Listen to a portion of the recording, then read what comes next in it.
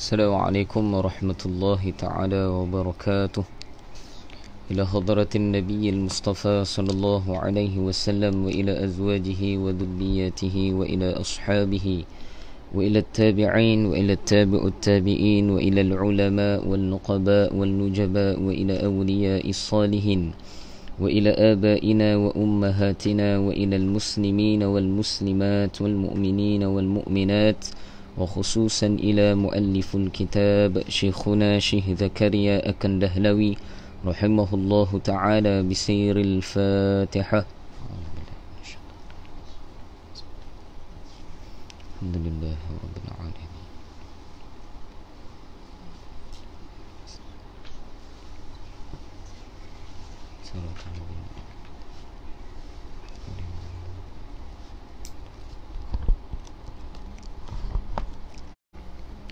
إن الحمد لله نحمده ونستعينه ونستهديه ونستغفره ونؤمن به ونتوكل عليه ونعوذ بالله من شرور أنفسنا ومن سيئات أعمالنا.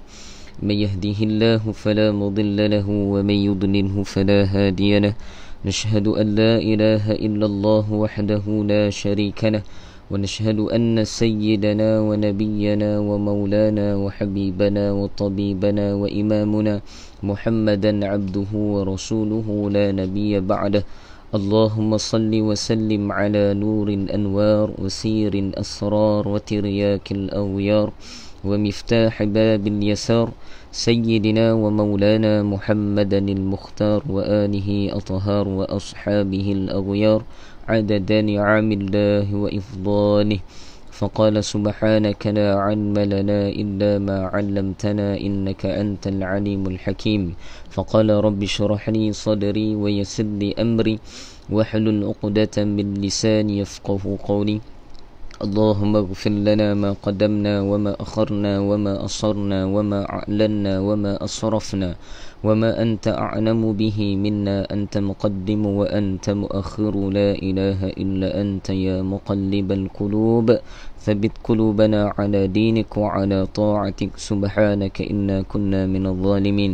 ولا حول ولا قوة إلا بالله العلي العظيم. ولا حول ولا قوة إلا بالله العلي العظيم. ولا حول ولا قوة إلا بالله العلي العظيم. أما بعد.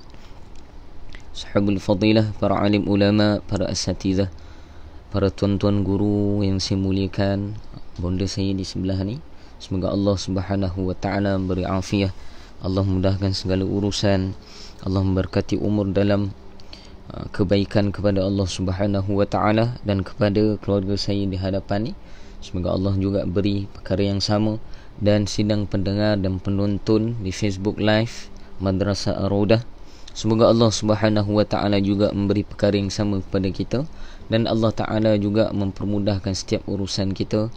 Dan alhamdulillah, syukur pada Allah taala pada pagi ini, hari ke berapa ni? 28.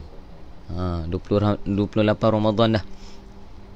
Allahu akbar. Kejap je masa.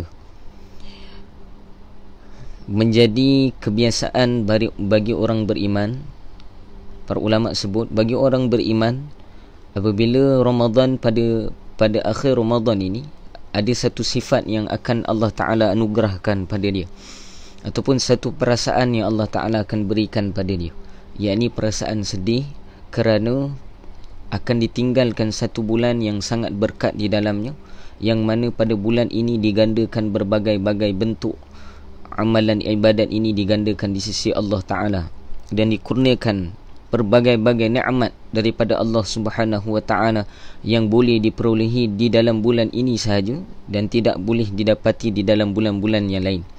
Jadi disebabkan kerana perkara-perkara inilah, bagi mereka yang beriman kepada Allah, yang menjaga amal solehnya kepada Allah, menjaga hubungannya dengan Allah, maka akan dirasai di dalam benak hati dia rasanya sedih untuk meninggalkan bulan Ramadan. Maka para ulama sebut, kalau tidak ada perasaan di dalam hati kita seperti perasaan ini, maka para ulama sebut perlu memperbanyakkan istighfar kepada Allah Subhanahu wa taala. Kita kena semak amalan kita. Apa yang menyebabkan kita ini tidak dapat sifat ataupun perasaan seperti mana yang diberikan kepada para kekasih Allah ataupun mereka yang beriman kepada Allah, yang istiqamah dalam amal solehnya kepada Allah Subhanahu wa taala. Itu pertama. Yang kedua, para ulama sebut pada akhir bulan Ramadan ini juga menjadi kebiasaan bagi mereka yang beriman kepada Allah, yang mengejar setiap daripada malam-malam di dalam bulan Ramadan, maka dia tidak henti untuk menghabiskan amalan dia sehingga pada akhir daripada Ramadan. Maka para ulama sebut mereka inilah golongan yang beruntung bukan saja di dalam dunia ini, bahkan di akhirat nanti. Wa man yuti'illaha wa rasulahu faqad faza fawzan 'azima. Allah firman dalam Quran, wa man yuti'illaha wa rasulahu, barang siapa yang sentiasa mentaati perintah Allah dan Rasul. Sentiasa ni para ulama sebut dia bukan lopong-lopong. Hari ni dibuat, besok tak buat, lusa buat, tulat tak buat, minggu depan buat, minggu lagi satu tak buat, bulan ni rasa nak buat, bulan ni rasa tak nak buat. Tidak. Wa man yuti'illaha wa rasulahu, barang siapa yang sentiasa mentaati perintah Allah. Di sini yuti'illah dengan fi'il mudhari'. Kalau kita terjemah dengan bahasa lughah yang biasa, mereka akan mentaati ataupun sedang mentaati. Akan tapi kata Syekh Maulana Tariq Jamil hafizahullahu taala, bagi mereka yang mengaji ulumul Quran, kalau Allah menyebutkan yuti'illah, maka tidak boleh tafsir dengan sedang, kena tafsir dengan sentiasa. Mereka yang sentiasa menjaga amalnya, mereka yang sentiasa mentaati perintah Allah, bukan saja perintah Allah dan Rasulnya. Allah tak sebut wa rasuluhu atau rasuluhu, Allah sebut wa rasuluhu. Mentaati, sentiasa mentaati perintah Allah dan Rasulnya. Faqad faza fawzan 'azima. Faqad, maka dia telah dapat. Faqad ni fi'il madhi, telah datang pada dia. Apa yang didatangkan kepada dia? Kata Allah, faza fawzan, kejayaan. Faza kejayaan, fawzan pun kejayaan. Kata guru kami yang mulia Tunggu Haji Razadi bin Ibrahim Al-Hafiz hafizahullah ta'ala, dia kata faza yang pertama, kejayaan ini adalah kejayaan dunia. Apa maksud kejayaan dunia di sini? Kejayaan dia dapat taat kepada perintah Allah, itulah yang berjaya. Mereka yang berjaya di sisi Allah apabila dia dapat taat segala perintah Allah, kemudian dengan cara yang paling Allah suka, yakni cara Rasulullah sallallahu alaihi wasallam. Faza yakni kejayaan yang pertama di dunia. Yang kedua, ini kejayaan yang sangat agung, yakni faza fawzan 'azima. Fawzan 'azima para ulama sebut adalah kejayaan yang begitu besar di akhirat nanti. Bagaimana kejayaan di akhirat nanti? Mereka akan dibangkitkan di kalangan mereka yang ahli ibadat kepada Allah. Mereka berusaha dengan pembacaan Al-Quran di dalam bulan Ramadan ataupun sepanjang hidup dia untuk menghafalkan Al-Quran. Walaupun tak mampu untuk menghafal, mereka akan bangkit bersama mereka yang hafal Al-Quran. Mereka yang zikir kepada Allah Ta'ala, mereka juga akan bangkit dengan para ahli zikir kepada Allah Ta'ala.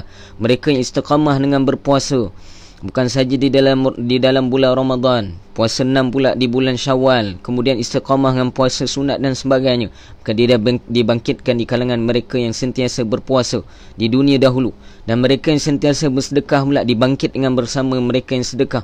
Mereka yang tekun menuntut ilmu agama Allah Subhanahu wa taala, mereka akan dibangkitkan di kalangan para ulama. Dan mereka da'i ilallah yang paling besar sekali, mengajak manusia kepada Allah Ta'ala, maka mereka juga akan dibangkitkan. Sehingga para ulama sebut punya bercahayanya wajah-wajah umat Muhammad ni di padang mahsyar, sehingga para nabi akan menyebut, bertanya kepada para malaikat, wahai malaikat, ini nabi di kalangan mana ni?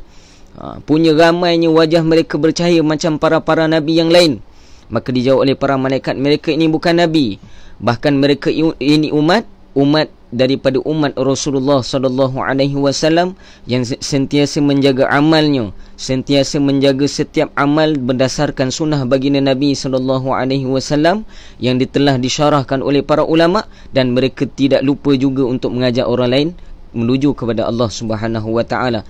Mereka akan dibangkitkan wajah mereka seperti bercahaya-cahaya. Maka para ulama sebut seluruh umat akan mengenali mereka. Inilah kejayaan yang besar. Dan bagi mereka yang sentiasa istiqamah dalam amalannya, akan dipermudahkan setiap alam-alam. Mereka akan duduk dalam alam barzah dengan selamat, dengan sejahtera. Mereka akan dibangkitkan pula pada padang mahsyar, di yaumil mahsyar nanti. Mereka akan diberatkan catatan amalan belah kanan mereka. Apabila mereka meniti titian sirat, maka mereka akan dititikan, dijalankan di titian sirat dengan sempatas kilat. Kemudian mereka akan masuk ke dalam syurga Allah Subhanahu wa taala tanpa hisab daripada Allah Subhanahu wa taala. Inilah yang dikatakan kejayaan yang besar. Sebab alam yang kita bakal tempuhi bukan saja alam dunia, banyak lagi alam yang kita bakal tempuhi. Dan bekalan amalan untuk kita bawa, bekalan nanti untuk kita bawa di dalam setiap alam-alam ini perlu diusahakan di atas muka bumi ini. Hanya satu sahaja tempat yang dibenarkan oleh Allah Ta'ala untuk kita mengumpulkan amal, mengumpulkan bekalan. Di mana? Di muka bumi Allah Subhanahu wa Ta'ala. Sewaktu kita hidup, masih hidup di atas muka bumi ini, inilah peluang kita. Habis mukadimah. Alhamdulillah, sebenarnya kita dah sampai pada hadis yang terakhir, insya-Allah. Hadis ini berkaitan dengan, boleh dikatakan keseluruhan, berkaitan dengan bulan Ramadan, yang dinaqalkan oleh Syekh Al-Hadith Kutubul Akhtab, Syekh Zakaria Akan-Dahlawi rahimahullahu ta'ala. Dan di dalam hadis ini insya-Allah kita akan bagikan dua, yakni pada hari ini dan hari esok. Jadi insya-Allah hari esok, hari 29 merupakan insya-Allah hari yang terakhir bagi kuliah kita live ni lah, insya-Allah. Yang mana hadis ini diriwayatkan oleh Sayyidina Abbas radhiyallahu anhuma. Qala musannif rahimahullahu ta'ala, nafa'ana bihi wa bi'ulumihi fid darain amin, ila anqal. Sayyidina Abdullah ibnu Abbas radhiyallahu anhuma berkata bahawa beliau telah mendengar Rasulullah sallallahu alaihi wasallam bersabda, sesungguhnya syurga diharumkan dan dihiasi dari tahun ke tahun untuk menyambut kedatangan Ramadan. Ni macam mana hadis awal dulu, tapi diulang balik dalam hadis ini dengan detail lagi. Yang mana kita tahu setiap tahun Allah Ta'ala akan menghiaskan syurga semata-mata untuk menyambut bulan Ramadan. Maksud dia para ulama sebut bukan untuk menyambut hari raya, tapi menyambut bulan Ramadan.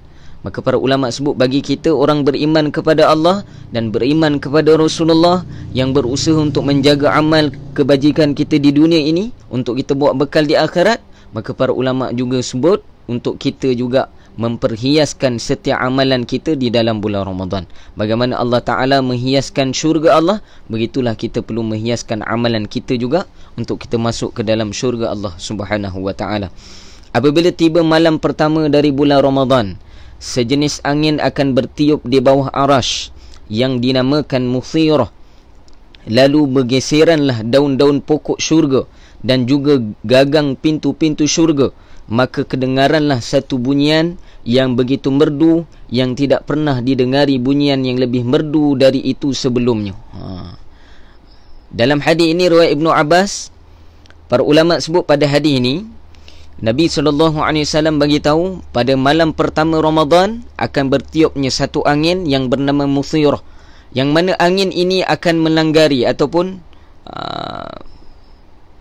bertiup kena pada daun-daun syurga Allah, kena pada gagang pintu syurga Allah Subhanahu wa Ta'ala, yang mengeluarkan bunyi yang tidak pernah didengari bunyi ini. Bagaimana kita nak maksudkan dengan tidak pernah didengari dengan bunyi ini? Para ulama sebut, pernah diriwayatkan juga di dalam kitab Mukasyafatul Qulub Imam Ghazali rahimahullahu ta'ala, juga di dalam kitab Ihya Ulumuddin, dan juga di dalam kitab beberapa kitab Kashful Ghaibah karangan Syedud Al-Fatani rahimahullahu ta'ala. Semuanya khusus bab pada menyatakan kelebihan di dalam syurga Allah, yang menceritakan bahawa bila kita masuk ke dalam syurga Allah, perkara yang paling banyak kita akan buat apa dia? Termenung. Ni bahan para masyayikh kita. Perkara yang kita akan buat apa dia? Termenung. Para ulama sebut mereka yang masuk ke dalam syurga Allah, apabila mereka melihat pintu syurga Allah Subhanahu wa Ta'ala, maka para ulama sebut di dalam riwayat, setiap daripada ahli syurga melihat syurganya, pintu syurganya sahaja, maka dia akan melihat, dia akan termenung selama 40 tahun. 40 tahun di sini berapa lama Ustaz? 40 tahun akhirat. Berapa lama 40 tahun akhirat ni? Satu hari di akhirat bersama dengan 1000 tahun kat dunia. Maka macam mana nak tahu jumlah dia? 40 tahun kali 1000 kali 365 untuk setahun. Itulah jumlah termenung sahaja melihat pintu syurga Allah Subhanahu wa Ta'ala. Lamanya Ustaz termenung. Wallahu alam. Sebab para ulama sebut inilah keajaiban yang Allah Ta'ala tunjukkan. yang mana mungkin di antara kita yang tidak yakin dengan perkara ini, maka setiap pada kita akan lihat nanti, dan setiap daripada kita, kata guru kami waktu mensyarahkan bab ini, setiap pada kita akan termenung 40 tahun. Orang alim ke, tak alim ke, orang awam ke, kanak-kanak ke, semua akan termenung melihat syurga Allah Subhanahu wa ta'ala. Berapa lama? 40 tahun. Tu pun paling kurang, kata guru kami. Dan bila dia melihat syurga ni tadi, pintu syurga Allah, maka ditegur oleh malaikat, wahai hamba Allah, ya Abdillah, wahai puni syurga, wahai hamba Allah, masuklah, kamu ni tengok pintu je buat apa, masuk. Maka kita akan marah malaikat, kejaplah malaikat, lebih kurang lah mafhum dia ni, lebih kurang lah, nak mudah faham kan, sabarlah malaikat, aku baru je tengok pintu syurga ni. Kata malaikat, kau bukan baru tengok, dah 40 tahun dah kau kat sini, 40 tahun saja tengok. Maka dari riwayat mengatakan, ketika kita menarik pintu syurga Allah Subhanahu wa ta'ala, maka kata guru kami akan berbunyi seperti mana pintu yang lama, sudah lama tidak dibuka, maka akan keluar bunyi. Maka bunyi pada pintu ini juga mengeluarkan bunyi yang merdu, macam mana yang disebutkan di dalam genggang ini. Bunyi genggang pun para ulama sebut pengetuk pintu tu berbentuk macam tu kan, macam pintu raja tu kan, ketuk macam tu. Para ulama kata bila kita tarik pintu itu sahaja, maka mengeluarkan bunyi. Dan para ulama sebut apabila kita mendengar sahaja bunyi ini, maka kita juga akan termenung selama 40 tahun, kerana kemerduan yang begitu sangat yang tak pernah kita dengar selama ini di dalam dunia dahulu. Maka para ulama sebut bila ditarik pun 40 tahun termenung. Bila masuk dalam syurga Allah, pijak saja lantai, ada yang syurga, ada yang ahli syurga yang dihiasi syurganya dengan lantai emas, ada yang lantai daripada yakut, ada yang lantai daripada zamrud dan sebagainya. Berbagai-bagai mengikut amalan kita di dunia. Dibahas oleh para ulama, bila kita pijak saja sejuknya ataupun seronoknya ataupun nyamannya bahagian bawah lantai ini, bila kita pijak, para ulama kata kita merasai seronoknya, sedapnya, tenangnya bila kita pijak di dalam syurga Allah ini dengan kaki kanan kita, maka akan kita termenung juga selama 40 tahun. Begitulah step by step kita akan berjalan masuk ke dalam syurga Allah dalam keadaan begini. Ini dibahas oleh para ulama. Bahkan para ulama sebut kalau kita boleh bayang pun, keadaan tadi tak sama seperti mandi di dalam syurga Allah Subhanahu wa ta'ala. Maka hiburan di dalam syurga Allah, bunyi angin pun yang bergeser pada daun-daun, bergeser pada setiap yang ada di dalam syurga Allah, mengeluarkan bunyi, mengeluarkan nyanyian. Para ulama sebut mengeluarkan lagu. Bagaimana lagunya? Wallahu alam, kita tak tahu. Punya sedapnya para ulama sebut, punya sedap yang tak pernah dengar bunyi ni tadi, 40 tahun termenung. Ni bahas ulama. Kemudian muncullah bidadari-bidadari bermata jeli, sehingga mereka berhenti di anjung syurga. Apa maksud bidadari-bidadari bermata jeli ni? Bermata jeli para ulama sebut dengan mata yang sangat cantik. Ini para ulama sebut mata ini daripada mata turun ke hati, betul? Dan bagi lelaki ni normal lah, normal kita ini. Walaupun kita tak dapat tengok muka dia dan sebagainya, dapat tengok mata ni, mata cantik pun kita dapat bayang dah kecantikan dia bagaimana. Para ulama sebut pada mata bidadari sahaja, para ulama kata kalau nak ditafsirkan seperti mutiara ataupun zamrud dunia, maka dia seumpama langit dan bumi jaraknya. Maksud dia punya nilai cantiknya mata itu tak dapat digambarkan di atas muka bumi Allah Subhanahu wa ta'ala. Begitu juga bagi isteri-isteri ataupun ibu-ibu yang taat kepada perintah suaminya, yang sentiasa istiqamah dalam amal ibadat kepada Allah Subhanahu wa ta'ala, mereka akan dijadikan ketua bagi bidadari Allah Subhanahu wa ta'ala. Mereka juga akan digandakan kecantikan mereka. Dan disebutkan juga dalam beberapa riwayat, disebut oleh guru-guru kami, angin-angin di dalam syurga Allah ini akan memadamkan setiap daripada keburukan-keburukan pada wajah-wajah. Bila angin ni, para ulama sebut angin dalam syurga ni bertiup, kena pada muka wajah isteri kita, wajah ahli syurga ini, akan menambahkan lagi cantiknya wajah kita. Kita angin kat dunia tak adalah macam tu kan. Juga diriwayatkan, pernah diceritakan, seorang apabila ditanyakan tentang Bilal radhiyallahu anhu. Bilal radhiyallahu anhu. Bilal ni kita tahu Sayyidina Bilal radhiyallahu anhu ni, kalau dalam riwayat dia sangat gelap. Sangat gelap kan kulit dia. Saya ringkas cerita. ada orang bila disebut pasal Bilal ni kepada seorang perempuan, maka dia ialah orang gelap kan, orang gelap, kurang cantik sikit kan, hamba pula. Maka para ulama menyebut ketika itu adanya seorang perempuan, lebih kurang riwayat dia, yang rasa macam takkanlah saya ni dijodohkan dengan Bilal. Lebih kurang macam itulah riwayat tu.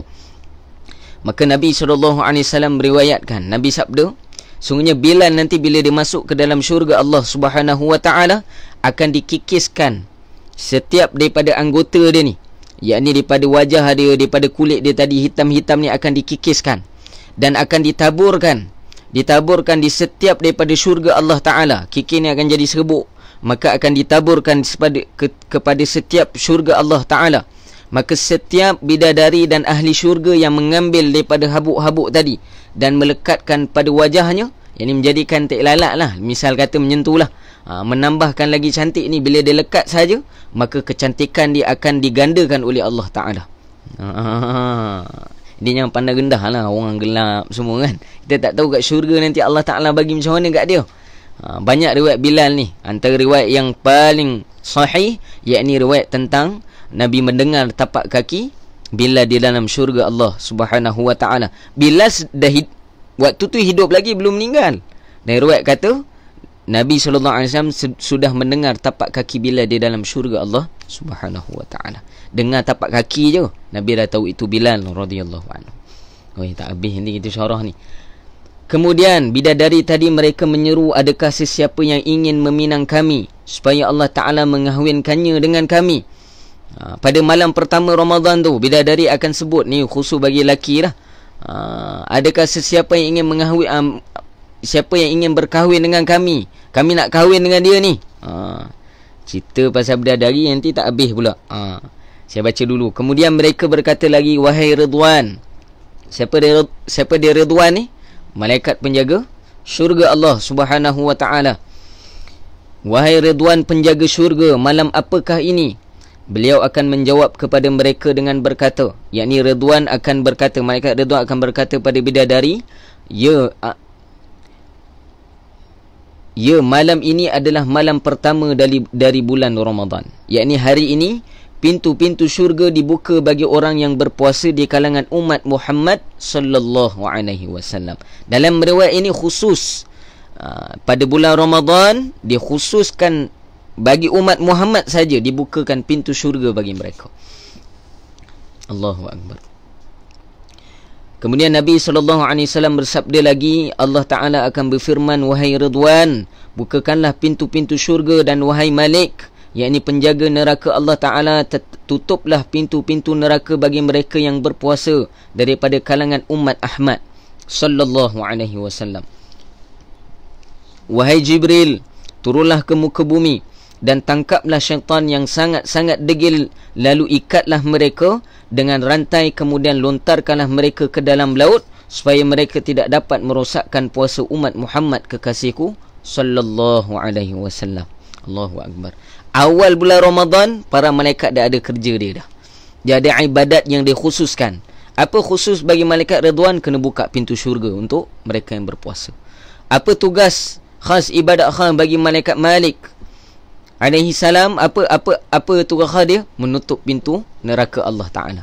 Apa tugas khas bagi Jibril pula? Dia akan turun bersama dengan malaikat yang lain untuk menangkap setiap syaitan, iblis yang degil, untuk dirantaikan di tengah laut. Di mana tempat dia? Tu bahas lagi panjang. Tapi di sini nak beritahu apa? Pada awal Ramadan, setiap daripada malaikat pun ada ibadat khusus. Malu kita kalau bulan Ramadan yang awal-awal tak ada ibadat khusus. Sama je, lebih kurang. Apa beza kamu bulan Ramadan dengan bulan lain? Sama je Ustaz. Kadang-kadang pun tinggal semayang je. Para ulama kata malu kita dengan para malaikat. Semua mereka melihat kita. Bahkan para bidadari berlari di anjung syurga. Ni dalam riwayat hadis ni. Berlari di anjung syurga untuk melihat bagaimana amalan umat Muhammad sallallahu alaihi wasallam, sehingga perkataan yang tidak pernah dikeluarkan hanya di dalam bulan Ramadan saja, apa dia? Di manakah mereka yang ingin meminang kami, yang nak berkahwin dengan kami. Allahu akbar. Kemudian baginda sallallahu alaihi wasallam bersabda lagi, Allah Taala akan memerintahkan seorang penyeru pada setiap malam dari Ramadan supaya dia menyeru 3 kali.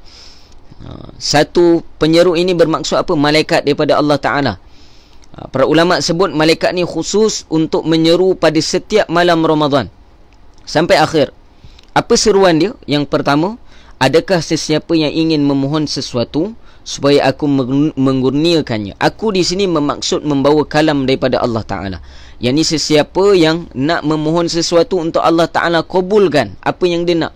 Kalau dia nak memohon sesuatu hajat untuk Allah, kabulkan hajat dia, Allah makbulkan hajat dia. Itu pertama. Seruan yang kedua, adakah sesiapa yang ingin bertaubat supaya aku menerima taubatnya? Sesiapa yang ingin bertaubat, ingin diampunkan dosanya, disampaikan oleh malaikat ini, maka Allah Ta'ala akan menerima taubat dan akan ampunkan dosa dia. Itu seruan kedua. Dan seruan ketiga, adakah sesiapa yang ingin memohon keampunan supaya aku mengampuninya? Apa beza taubat dan juga mengampuni di sini? Para ulama sebut pada sudut taubat adalah khusus untuk dosa-dosa besar kita. Bagi diampunkan ini, para ulama sebut adalah bagi dosa-dosa kecil kita. Dan di sini juga para ulama sebut bagi mereka yang diampunkan oleh Allah, maka akan diberi juga baginya kesihatan. Siapa yang nak sihat ni pada malam Ramadan, maka para ulama sebut malaikat seru dengan diampunkan dosa tadi, dengan berkat diampunkan dosa, maka para ulama sebut akan disihatkan tubuh badan kita. Allahu Akbar. Dan seterusnya, sesiapa yang sanggup memberi hutang kepada yang maha kaya yang tidak pernah miskin, yang akan membayar hutangnya sepenuh-penuhnya tanpa sebarang kekurangan. Maksud di sini sesiapa yang bermurah hati untuk memberi sedekah, infak pada bulan ini. Memberi hutang bukanlah berhutang dengan Allah Ta'ala. Allah ni tak perlu pada kita, Allah maha kaya. Tapi para ulama sebut Allah nak melihat siapa yang sanggup bi amwalihim wa anfusihim, mereka yang membelanjakan harta mereka dan mereka yang mengorbankan diri mereka untuk agama Allah. Bi amwalihim, dengan harta mereka ini para ulama sebut apa? Infak di jalan Allah Ta'ala. Khusus di sini 3 seruan para ulama sebut, termasuk yang khusus yang keempat apa dia? Disebutkan secara khusus di sini, yakni berkaitan dengan infak di jalan Allah Subhanahu Wa Ta'ala. Cuba cek tengok setiap malam ada tak doa hajat dengan Allah Ta'ala, ataupun doa sama aja. Kena tengok amalan-amalan kita ni, doa. Kadang-kadang hajat kita ni kan, saya selalu sebut dalam kuliah saya, kalau kita nak mohon proposal kan, buat proposal, nak hantar kat YB tu YB ni kan, kat bos, kat ni, nak mohon hajat kita ni, kita akan tulis ayat ni berpuitis dia, sampai bos pun tak faham puitis ayat kita. Contoh, kalau salah capital letter, mana yang huruf besar huruf kecil pun kita dah risau dah.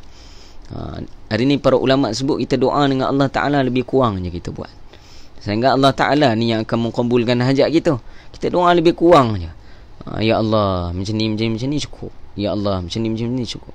Langsung tidak ada pengharapan kepada Allah Subhanahu Wa Ta'ala. Cuba cek amalan kita, doa kita dengan Allah bagaimana. Kita dah doa belum betul-betul dengan Allah, sehingga kata guru kami, listkan apa yang nak minta dengan Allah ni. Tak salah listkan. Ini tanda orang beriman. Bagaimana kita meminta pada makhluk, lebih lagi patutnya kita kena buat pada Allah Ta'ala. Ustaz sampai kena list. Begitulah akhlak kita dengan Allah Ta'ala. Kalau tidak, kebiasaan kita kalau doa apa dia, biasa yang terjadi pada kita pun tak tahu nak minta apa kan. Bila doa hajat, semaya hajat kan, 2 rakaat. Okey, hari ni surau Madrasah Rodah ni akan buat solat hajat lepas isyak, contoh. Semua bangun, bila sujud tahiyat nanti mintalah hajat dalam hati. Benda sujud tahiyat tak tahu nak minta apa, sampai tahap menjentuh kita dengan Allah Ta'ala. Sedangkan para ulama sebut setiap masa dan keadaan nafas kita berhajat pada Allah, akan tapi kita tak minta pun dengan Allah. Sehingga Allah beritahu dalam hadis, iza sa'alta fas'alillah, bila kamu ada soalan, kamu ada masalah, mintalah pada Allah Ta'ala. Allah sebut dalam Quran lagi, ud'uni astajib lakum, ud'uni, mintalah pada aku, astajib lakum, saya aku akan makbulkan. Para ulama sebut sebab apa? Sebab apa doa kita tak makbul, hidup kita tak tenteram, hidup kita tak bahagia, segala apa kita buat tak sempurna, rezeki yang datang pada kita tak pernah cukup. Para ulama sebut sebab apa? Sebab adab doa kita tak jaga dengan Allah Ta'ala. Doa kita tak pernah menangis pun dengan Allah Ta'ala. Pernah nangis? Biasa nangis doa dengan Allah Ta'ala? Tak biasa. Itu pun kalau kira setahun sekali mungkin, ataupun 10 tahun sekali kita pernah nangis. Boleh kira dengan jari kita. Itu pun, jari ni pun mungkin 1-2, ada lebih lagi 8. Para ulama sebut kena muhasabah diri kita. Jangan tengok orang, tengok diri kita. Macam mana doa kita dengan Allah, bagaimana kualiti doa kita pada Allah, bagaimana cara untuk kita meminta pada Allah. Macam mana kita belajar nak buat proposal ni, nak minta dekat YB tu YB ni. Macam mana kita nak belajar minta dengan Allah pula? Pernah kita belajar tak? Bagaimana nak sebut apa dulu, nak sebut bagaimana dulu, apa yang patut kita doa dulu, kemudian ditutup dengan apa, kemudian bagaimana bahasa kita dengan Allah Ta'ala. Perkara ini para ulama sebut semua tidak dititik beratkan dalam diri kita. Sebab apa? Sebab tidak ada kebesaran Allah Ta'ala. Kita tak pernah rasa Allah Ta'ala ni yang kabulkan hajat kita. Kita rasa diri kita lah yang buat semua. Ustaz, saya kerja, saya dapat rezeki ni usaha saya. Tak ada kaitan dengan Allah Ta'ala. Para ulama sebut waktu ini kita boleh bangga dengan Allah Ta'ala. Sebab apa? Allah rahsiakan kemurkaan Allah dalam maksiat. Allah rahsiakan redha Allah dalam ketaatan. Allah rahsiakan dulu. Sebab apa? Allah nak lihat. Bila kita tinggalkan dunia, nanti kita akan lihat bagaimana kualiti doa kita depan Allah. Kan kita dah sebutkan, setiap daripada doa kita ni Allah akan ingatkan besok di akhirat. Kamu dulu pernah minta ini, kamu dulu pernah minta ini, kamu dulu pernah minta ini. Dan Allah akan ceritakan setiap pada permintaan ini, semua Allah dah kabulkan dengan melalui 3 cara yang sebelum ini kita dah bahaskan dalam hadis sebelumnya. Cuma para ulama sebut kita kena menilai bagaimana diri kita doa dengan Allah. Pernah kita nilai tak diri kita ni? Muhasabah. Ada baki 2 hari lagi ni, yang mana setiap masa daripada bulan Ramadan ni, setiap detik waktu ini dimakbulkan oleh Allah Ta'ala. Bagi mereka yang nak anak dia berjaya, berapa banyak kita doa untuk anak bagi berjaya, dengan detail, dengan minta betul-betul dengan Allah, dengan merengek dengan Allah. Ada kita buat? Tidak. Kita lebih meyakini dengan usaha kita. Para ulama sebut sehingga kita yakin dengan usaha kita, kita tak letak pada Allah Ta'ala. Sedangkan para ulama sebut Ahlus Sunnah wal Jamaah, mereka tidak berpada dengan usaha, bahkan yang melebihi pada hati mereka adalah tawakal kepada Allah Ta'ala. Ahlus Sunnah wal Jamaah tidak berpegang pada Qadariyah, yakni usaha ikhtiar pada diri dia sahaja. Bahkan dia juga berpegang pada Jabariyah, ni bertawakal pada Allah. Pegang dua-dua. Bila dia buat usaha dia yakin bahawa usaha dia tadi tidak memberi bekas. Usaha dia ni pun dengan taufik daripada Allah Ta'ala. Yang memakbulkan semua adalah Allah Ta'ala. Allahu Akbar. Kemudian baginda SAW bersabda lagi, setiap hari pada waktu berbuka puasa dari bulan Ramadan, Allah Ta'ala akan membebaskan sejuta manusia yang kesemuanya telah ditentukan untuk masuk neraka. Sejuta manusia di sini para ulama sebut apa? Setiap pada kita ni telah ditetapkan oleh Allah Ta'ala. Kan kita ditetapkan 4 perkara, betul? Pertama jodoh, yang kedua ajal kita, yang ketiga rezeki kita, dan yang keempat kesudahan baik dan buruk. Kesudahan ini menentukan syurga dan neraka kita. Dan para ulama sebut ketentuan ini Allah Ta'ala akan mengubah, Allah akan membebaskan sejuta nyawa, sejuta jiwa manusia yang telah ditetapkan baginya, yakni neraka Allah Ta'ala. Mungkin kat dunia kita nampak dia kafir ataupun non-Muslim, maka kemungkinan kerana berkat bulan Ramadan ini, di akhir hidup dia akan masuk Islam dan masuk ke dalam syurga Allah Ta'ala. Ni yang dimaksudkan secara ringkas. Nak bahas panjang bab ni. Dan kemudian Allah Ta'ala membebaskan pada hari itu sebanyak bilangan manusia yang telah dibebaskan dari awal sehingga ke akhir Ramadan. Para ulama kata begitu banyak yang Allah Ta'ala akan bebaskan daripada awal Ramadan dengan sejuta jiwa ataupun sejuta ketetapan untuk keburukan baginya. Maka semoga Allah Ta'ala pilih kita pada ketetapan ini. Kita tak tahu ketetapan kita, macam mana keadaan kita meninggal di mana, keadaan kita bagaimana. Ni pun dah doa belum? Allah makhtim lana bi husnil khatimah wa la takhtim alaina ya Allah bi su'il khatimah. Ada doa tak? Kita minta untuk kita meninggal di tempat yang baik, dalam keadaan yang baik, diucapkan perkataan yang baik, bersama dengan orang yang baik, dengan pakaian yang baik, dengan perbuatan yang baik. Pernah kita doa? Para ulama sebut benda ni, padahal benda ni pasti. Jadi meninggal pun kena doa. Bagaimana keadaan kita meninggal tu, kena doa dengan Allah Ta'ala. Bahkan disebut di dalam hadis ini secara khusus bahawa sejuta jiwa ini yang telah ditetap baginya keburukan di akhir kalam dia ataupun di akhir kehidupannya, maka Allah akan bebaskan daripada ketetapan tadi. Maka kita perlu doa dengan Allah Ta'ala semoga kita dipilih di kalangan mereka ini. Kemudian masuk bab kita. Apabila tiba Lailatul Qadar, Allah Ta'ala akan memerintahkan Jibril alaihi salam supaya turun bersama satu kumpulan besar malaikat. Ini khusus, special dalam setahun sekali saja. Ini malam Al-Qadar, bahawa malaikat Jibril akan turun bersama satu kumpulan besar malaikat. Bersama mereka terdapat bendera hijau. Ini ada dalam riwayat. Tapi saya akan cerita nanti riwayat ini. Berbagai-bagai pandangan para ulama tentang riwayat ini, akan tapi ini boleh digunakan sebagai fadailul amal, gairah kita untuk melakukan amalan. Kemudian beliau akan memacakkan bendera itu di atas Kaabah.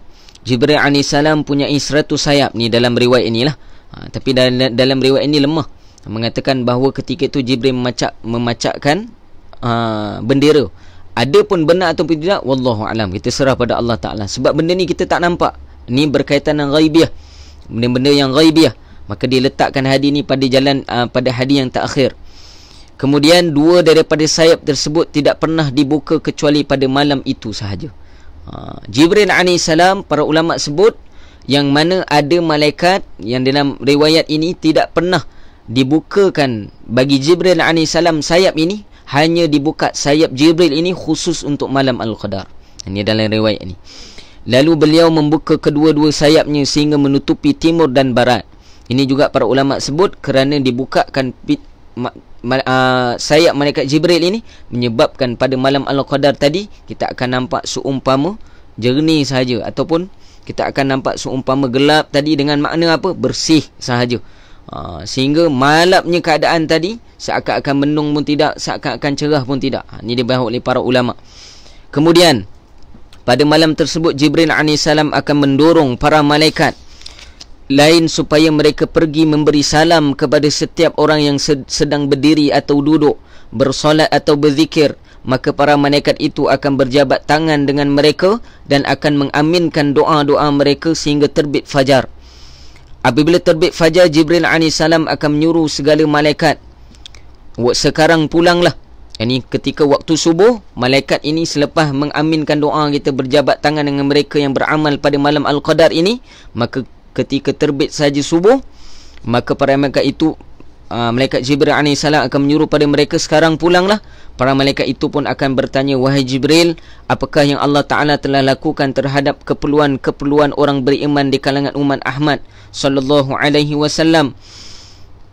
Beliau akan menjawab, Allah Ta'ala telah memerhatikan mereka pada malam ini, lalu telah mengampunkan mereka semua kecuali 4 jenis manusia. Allahu Akbar. Para ulama sebut antara tanda malaikat Jibril AS ataupun malaikat-malaikat rahmat ini bersalaman dengan mereka yang beribadat pada malam Al-Qadar ni, apa tanda dia? Para ulama sebut apabila disalam, disapa, maka mereka akan menangis ketika itu. Akan terasa sayup hati mereka. Ada orang faham disalam betul. Ustaz, saya rasa ada macam jari kat tengah saya ni. Pegang jari orang. Jangan ngaut, jangan tafsir hadis ni ikut akal kita, jangan. Para ulama sebut ada riwayat, kata guru kami, bahawa tanda mereka yang disalam oleh para malaikat, apa dia tanda dia? Akan rasa sedih pada malam itu. Sedih dengan berbagai-bagai perkara. Mungkin kerana dia sedih kerana dosa dia, ataupun sedih kerana Ramadan yang bakal ditinggalkan, ataupun sedih mungkin dia merasakan bahawa dia tidak mendapat malam Al-Qadar, sedangkan pada hari itu dia telah disapa ataupun disalam, telah diziarah oleh malaikat-malaikat rahmat Allah Subhanahu wa Ta'ala, maka akan rasa sedih pada malam itu. Allahu Akbar. Dan setiap orang akan diampunkan pada malam ini kecuali 4 jenis manusia. Apa dia 4 jenis ni? Maka kami pun, kata sahabat, bertanya, siapakah mereka ya Rasulullah? Baginda sallallahu alaihi wasallam bersabda, yang pertama, lelaki yang berterusan meminum arak. Pertama, lelaki yang berterusan meminum arak. Yang kedua, seseorang yang menderhakai kedua ibu bapanya. Kedua. Yang ketiga, seseorang yang memutuskan silaturahim, yakni memutuskan hubungan sesama keluarga. Allahu Akbar. Penat ibadat tapi gaduh adik-beradik. Sebab apa? Sebab gelang mak dulu, arwah mak. Allah, sedihnya. Gaduh adik-beradik. Sebab apa? Sebab sebidang tanah yang sebesar kangkang ke je. Lebih kurang kan, bahasa orang tu. Para ulama sebut kerana perkara ini, doa kita dan juga setiap daripada dosa kita tidak diampunkan pada malam Al-Qadar. Kena semak ni amalan kita. Dan yang keempat, para musyahin. Kami bertanya, ya Rasulullah, siapakah musyahin itu? Baginda sallallahu alaihi wasallam menjawab, dia ialah musarrim, yakni orang yang berhasad dengki dan memutuskan hubungan. Ini semua kaitan dengan orang. Pertama, meminum arak. Kenapa minum arak ni? Para ulama sebut bila minum arak ni mesti dia buat masalah dengan orang lain. Tak percaya tengok berita. Sampai meninggal seorang anggota polis. Sebab apa? Minum arak punya kes. Para ulama sebut keburukan arak ni dia disebut oleh para ulama dia ibu segala maksiat ni arak. Pertama. Yang kedua, yakni orang yang derhaka kepada ibu bapa dia. Yang ketiga, memutuskan silaturahim. Memang jelas dia putuskan silaturahim, lebih-lebih lagi di kalangan keluarga dia sendiri. Dan yang keempat, para ulama sebut, Nabi sebut di sini adalah musyahin, atau dimaksudkan dengan musarrim. Musarrim ni apa? Mereka yang di dalam hati mereka ada hasad yang akan memutuskan silaturahim. Maksud dia apa? Hasad di sini ada rasa dengki dengan orang dan tak nak rasa nak rapat dengan orang. Benda ni pun para ulama kata juga tidak diampunkan oleh Allah Ta'ala pada malam Al-Qadar. Maka semak kita di bahagian yang mana. Ada peluang lagi untuk kita minta ampun daripada Allah Ta'ala. Ada dua hari lagi untuk kita minta ampun dengan Allah pada bulan Ramadan ni. Wallahu alam. Ada lagi bahagian terakhir yang menerangkan pada malam Aidul Fitri. Kita akan ceritakan pada esok insya-Allah. Dia dalam riwayat ini. Semoga Allah Subhanahu Wa Ta'ala memberi kefahaman kepada kita. Allah memberi taufik dan hidayah kepada kita.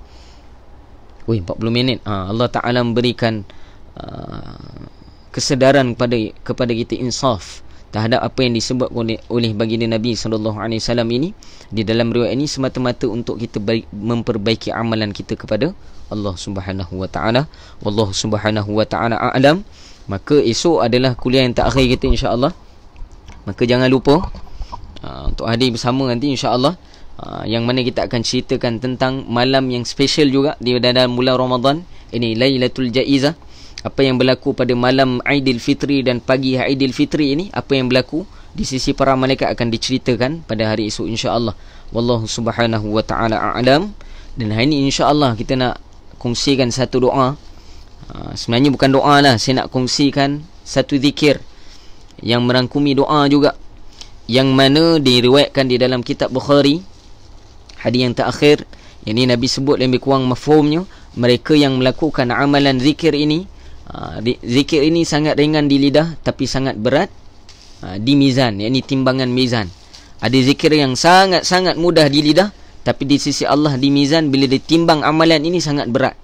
Maka semoga dengan amalan ini membantu kita untuk memperbanyakkan lagi amal ibadat kita pada Allah. Pada zikir dia Ustaz, mudah saja, selalu kita dengar dah. Apa dia?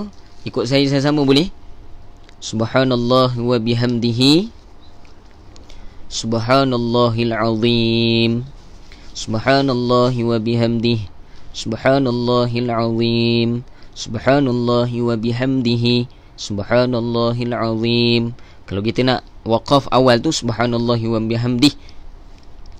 Kalau kita nak wasalkan subhanallahi wa bihamdihi, subhanallahil azim. Boleh semua insya-Allah. Wallahu taala a'lam. Semoga Allah Taala pilih kita istiqamah sehingga akhir Ramadan. Maka di sini tolong doakan untuk saya juga. Semoga Allah Taala berikan pada saya juga kekuatan untuk istiqamah dalam amal ibadat. Semoga Allah terima amalan kita. Allah kumpulkan kita di kalangan mereka yang sentiasa bertakwa kepada Allah Subhanahu Wa Ta'ala, sentiasa mempertingkatkan amalan kita pada Allah, mempertingkatkan kualiti amalan kita pada Allah Ta'ala. Dan semoga Allah baiki amalan kita. Dan saya sebut di sini, bila kita baik hubungan dengan Allah Ta'ala, Allah akan baikkan hubungan kita sama manusia. Bagi kita nak baik hubungan dengan manusia, hablu minan nas, maka perbaikilah amalan kita juga, perbaiki dulu amalan kita dengan Allah Ta'ala, hablu minallah, maka Allah akan lansaikan hablu minan nas. Wallahu Subhanahu Wa Ta'ala a'lam. Wa iyyakum bi khair insya-Allah. Terima kasih banyak pada mereka yang beri perhatian. Alhamdulillah, terima kasih. Saya hanya kongsi saja, tak pandai pun. Wallahu Ta'ala a'lam. Itu saya pada saya. Bismillahirrahmanirrahim. Alhamdulillahirabbil alamin. Wassalatu wassalamu ala asyrafil anbiya'i wal mursalin sayyidina wa maulana Muhammadin wa ala alihi wa sahbihi ajma'in. Allahumma ighfir lana dhunubana wa liwalidina warhamhum kama rabbawna saghara. وجميع المسلمين والمسلمات والمؤمنين والمؤمنات الأحياء منهم الأموات برحمتك يا أرحم الراحمين. اللهم إنا نسألك رضاك والجنة الفردوس مع رسول الله صلى الله عليه وسلم ونعوذ بك من سخطك والنار. اللهم إنك عفو كريم تحب العفو فاعف عنا وعن والدنا وجميع المسلمين والمسلمات برحمتك يا أرحم الراحمين. اللهم أعنا على ذكرك وشكرك وحسن العبادتك. اللهم ربنا آتنا في الدنيا حسنة وفي الآخرة حسنة وقنا عذاب النار. صلى الله على سيدنا محمد وعلى آله وصحبه أجمعين والحمد لله رب العالمين وبالله التوفيق والهداية والسلام عليكم ورحمة الله تعالى وبركاته.